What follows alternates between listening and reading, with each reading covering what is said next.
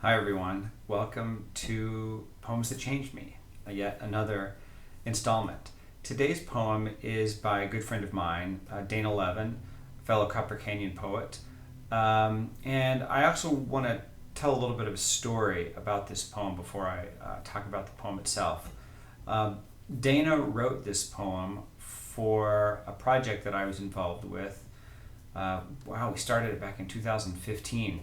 Brian Clements, Alexandra Teague, and I co-edited an anthology called Bullets into Bells, Poets and Citizens Respond to Gun Violence in the U.S. It was published by Beacon Press in 2017. 50 poets with poems about and reaction to meditating on gun violence.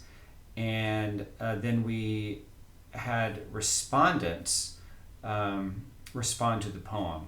People who had survived shootings, people active in the anti-gun violence movement, the emergency room doctor after the Sandy Hook massacre, Tamir Rice's mother.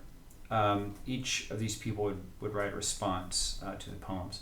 It's probably the most important, most rewarding, most painful project I've ever been involved with.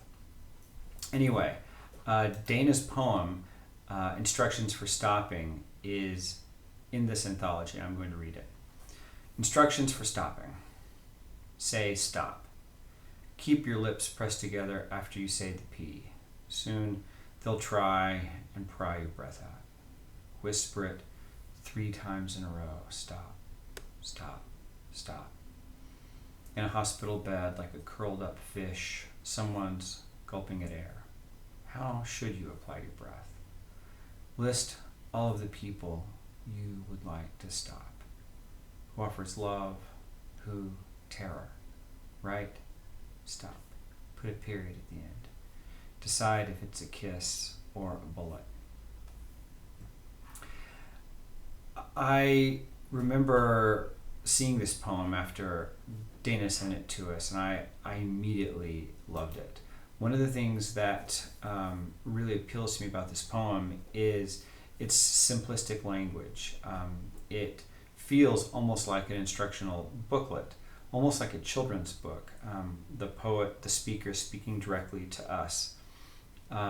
It is elemental almost in its design.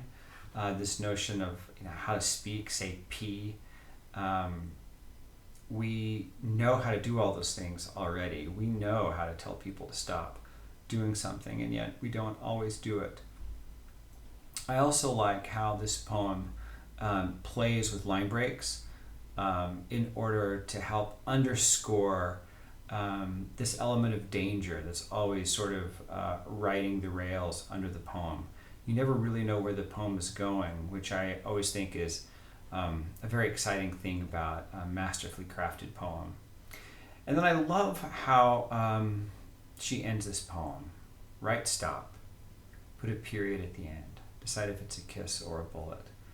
One of the things she does here is play with this notion of the metaphorics of a kiss, the metaphorics of a bullet, how our society invests a lot of semiotic weight and emotional weight, denotative weight in both of those concepts, the kiss and the bullet. There's an eroticism there.